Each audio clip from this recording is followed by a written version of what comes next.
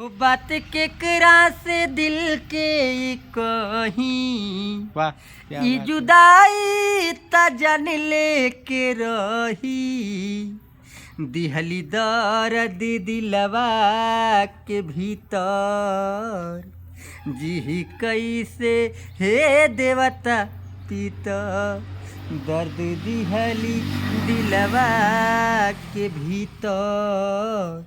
जी कैसे हे देवता पीतर वाह बात केकरा से दिल के ई कहीं वाह ई जुदाई त जन लेके रही